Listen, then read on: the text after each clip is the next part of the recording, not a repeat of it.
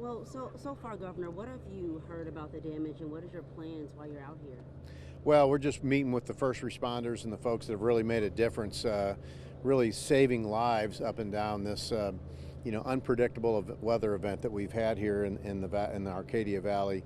Grateful for the first responders. A lot of thanks to them, both local and Missouri Task Force One, who is a nationally known organization that we're blessed to have here in Missouri. And just getting an update on where the damage is and how we're doing with recovery efforts. You declared a state of emergency pretty quickly. What prompted you to do so? Well, our local officials, we have State Representative Tony Harbison with us, State Senator Jamie Berger, Congressman Jason Smith from Washington, D.C.'s office was on the phone with us, multiple on-the-ground folks who were telling us how bad this situation was, and we moved as quick as we could, and I think pretty quickly on that. We're told you'll be surveying the damage. Is there anything you're looking for as far as federal assistance or government assistance to help these neighbors in need? Well, we'll work through that as we get there. We'll certainly work with our county commissioners, two of which are standing behind me, and other officials in the area to make sure we understand what those needs are. Task Force One is actually drone mapping the entire area, both for damage from physical campgrounds or structures, as well as infrastructure damage, so we'll take that all into account. We'll certainly do everything we can to help these folks, but I can't tell you how proud I am of the local coordination with volunteer fire departments, professional fire departments, sheriff's department, police departments, Task Force One, Missouri State Highway Patrol, and of course our National Guard heroes who were helpful in rescuing quite a few kids from a camp yesterday. Speaking of that, 168 teens and their parents were reunited right here. What does that say about the manpower and the teamwork of these guys behind you? Well, we're blessed. I mean, those helicopter pilots would tell you it was the coordination of the folks on the ground and the coordination of the people behind me that enabled that operation to be successful. And so I'm grateful to those folks, as well as our National Guard, who they didn't hesitate 1 second when we said, we've got some folks we need to get out of some areas that could be dangerous. And I know it was very comforting to the parents and the families of those kids. And look, to the adults who are working at the campground, they have families as well. And being able to get them to safe ground, I think I can speak for everybody behind me, was very gratifying. How were you able to get the National Guard in so fast? Well, there was a little bit of a blessing there. The actually had some drill weekend going on with some of the Blackhawks, and so our Adjutant General was able to coordinate Blackhawks from 3 different resource bases here in Missouri and bring them to location very quickly. What has surprised you the most about the damage you've seen on probably the media and what you're about to see? Well, unfortunately in Missouri, especially when you're in the Ozarks and you have these steep hills and these basins, water can collect very quickly, and we've seen some unfortunate flood events before. Just talking to the National Weather Service, the amount of rain that we saw here through the valley in the short period of time, I don't know if it will be historic, but certainly it's not something you see every day. And when you have that power of water that quickly, being able to get boots on the ground and people to start helping others, neighbors helping neighbors, that makes a big difference. And I say that's who Missouri is. This reminded a lot of people about Texas and their flooding. How was Missouri able to not only learn from that, but use what they've learned to make sure that no one was killed in this flooding? Well, certainly what happened in Texas was beyond tragic. So our hearts continue to go out for them. Task Force One actually was involved in that rescue operation as well. But anytime you have an event like that, you do learn from it. I know that on our state park system, notification of campers, specifically in the Johnson Shut-ins area, was immediate. And so trying to take some of the lessons learned there and make sure that we give those experiences back to counties and communities to make sure they can utilize those the best they can.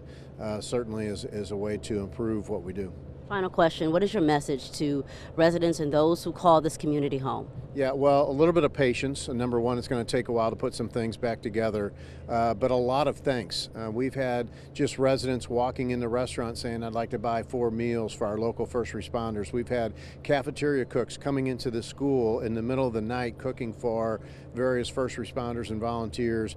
The amount of pride that we should have in our state and the communities with the people represented behind me is unmeasurable, and it's even in the midst of tragedy, we're seeing some of the greatness of Missouri. Anything else you want to add that I did not ask you? Well, no, we're very appreciative that we've had so much help again from the federal government through Congressman Smith's office, but also with our local representation with Representative Harbison, who's standing here with me, Representative Berger. They've done a great job of communicating with our office in Jefferson City, along with the other officials you see with me, to make sure that we know what's needed, and then we're deploying those resources as quickly as possible. Thank you, Governor. Yes, ma'am. Thank you. My name's Tony Harbison. I'm the state representative right here in the 144th. What have you seen as far as the damage? Well, we've seen a lot of area that's been damaged by the flood. We've had a lot of rescues here in the area. You know, here in Reynolds County, actually south of here. 144th takes in 7 counties, and my 2 full counties is Zion and Reynolds County, and they are the counties that's been devastated the most. What is your message to any resident who feels like they lost a lot or are trying to bounce back from being stranded? You know that we're doing the very best we can, minute by minute, to make sure that we get back to what we would call normalcy. You know, the process hasn't taken place. The governor has done his part by declaring the declaration, but obviously that has to move through the process before we can work with FEMA and our federal partners to make sure we get some relief for some of this. You know, we're not here to promise a check today or nothing like that, but we are looking at and seeking and working through that declaration to do what we can for the people that's been devastated by this disaster. You know, in some areas right here, especially the Lesterville area, you know, this has been worse than the '93 flood.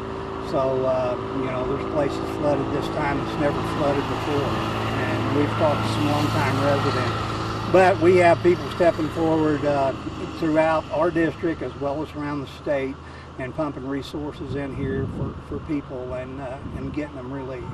But we're thankful to be here. For those who don't understand how FEMA works, even though the damage is massive, can you walk them through what's next as someone who represents this district?